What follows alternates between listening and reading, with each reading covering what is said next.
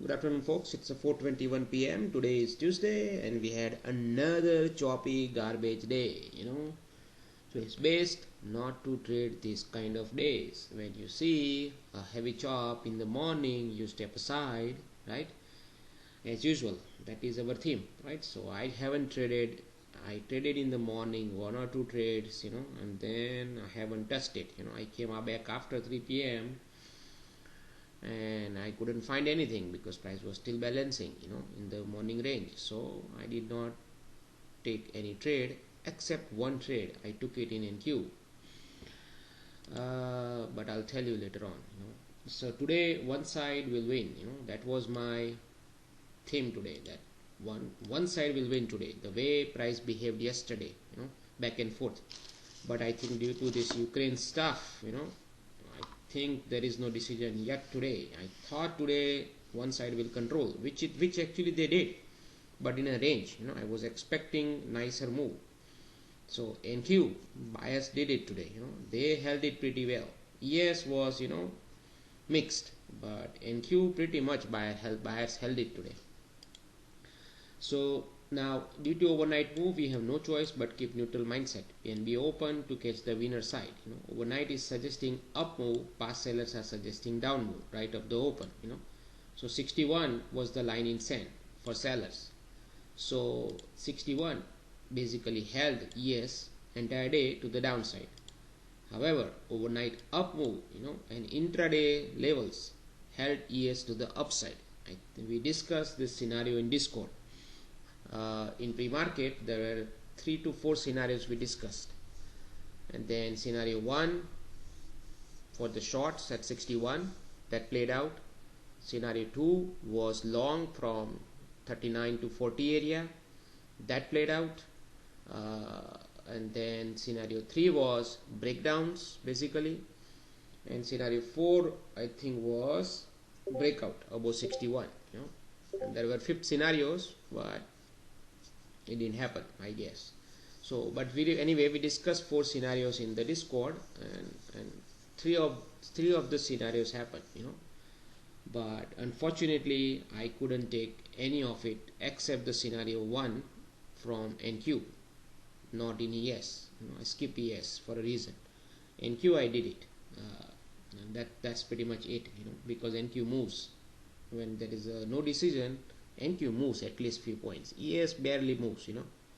So now you can read through these things, right? So buyers can defend this area if price goes down, right?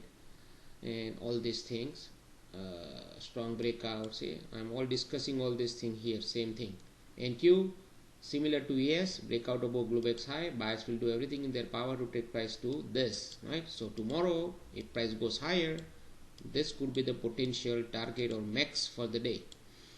Rejection from Globex high, failed breakout, break below 490. Sellers will do everything in their power to take down price below Globex low, which did not happen, right? Price did went below 490 up to certain points, and then it bounced back up, right? So buyers were controlling in NQ, sellers were controlling ES. So both were opposite. This guy has a buyer, this guy has a seller, and that's why they were both fighting. Now you can go through Russell, Dow's level, crude, all these things. Dream number were this. They did not got hit today, surprisingly. So they will become a naked dream number now for future. So going into the day, right? So this was the long based on the scenario 1, 2, 3, 4. This was a short. If someone wants to take it. Now this one was a good long. After you saw it that hey, internals are hold on. So internals were totally strong bullish, right? They did not dip below even plus 1500. So they were holding it above it 100%, right? So entire day. So ideally you should favor buyers only. So that's why I did not take anything in ES.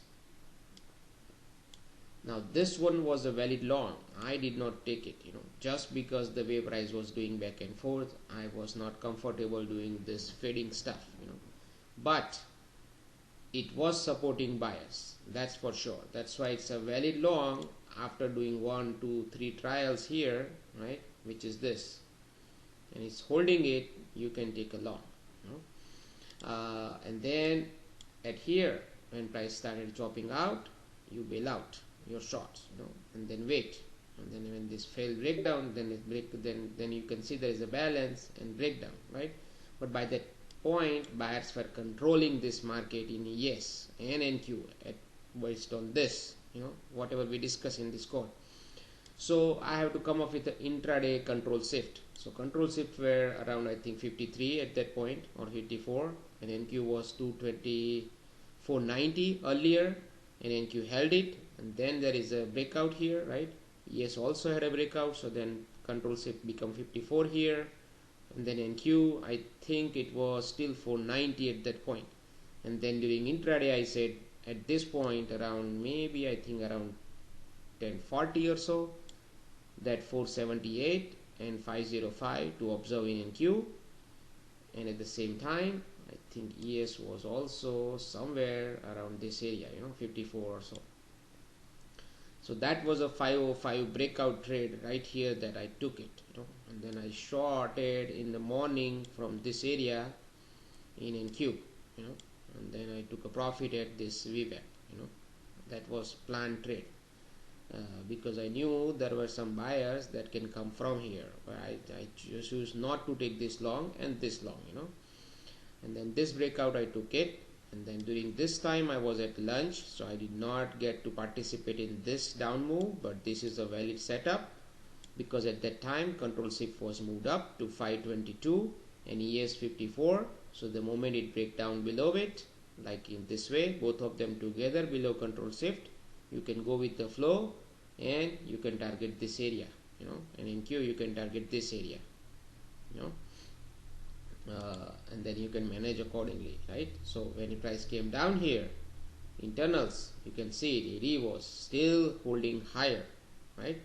So there is a chance the way price doing back and forth, it may do a failed breakdown, because the way it did it morning failed breakout, it can do failed breakdown too, right? NQ touched the 433 line here, that was a blue line, and NQ bounced from it, right, from the support, valid support, and when price went back above this area, this lows, most likely it is gonna reverse back up somewhere into here, you know. So if someone wants to catch the long here from this support or from here, you can, you know. Yes, same thing, after seeing failed breakdown, you can go long right here, you know, break out about this, you can go long, build out at 61, you know. That's how you have to play in the garbage day or neutral day, I would say, you know. That is how you play within the day, but always the goal should be bail out here, and then wait. If breakout happens nicely, pull back, you go long, else you leave it alone, you know. Or you can even choose to take a breakout if it's a nice breakout, you know, not like poke and come down. It's like a nice breakout, you know. Breakout should be like, how do I explain, where is the breakout? There are no breakouts nowadays, you know, that I can show it to you. But anyway, it will happen tomorrow or day after, you know, and then we'll see. But that's how it is, you know. And that be all. So, and this one, this is the last trade I took it. Actually there were two trades. One was here, short, right here. Discord folks knows why there is a short here, you know. I'm not gonna tell you guys, but there was a reason, and there was a long here also, you know. But anyway, so this long I took it and I bailed out here, you know. I took 2 micros, not the regular contracts, you know, because anyway I was not supposed to trade in this garbage. So I took 2 micros here and bailed out here. That's it. So that's pretty much it for today. And there is really nothing, you know, price action was garbage actually. So that's why I'm not explaining a lot, because there is nothing that you can do, you know. So because knowing this chop, it's a garbage day, I prefer not to trade even. So that's why there is no trade here. Otherwise I can show you multiple trades here, but technically, you know, ideally you should not be trading this market, you know, when there is a day like this. And that be all for today. I'll see you tomorrow.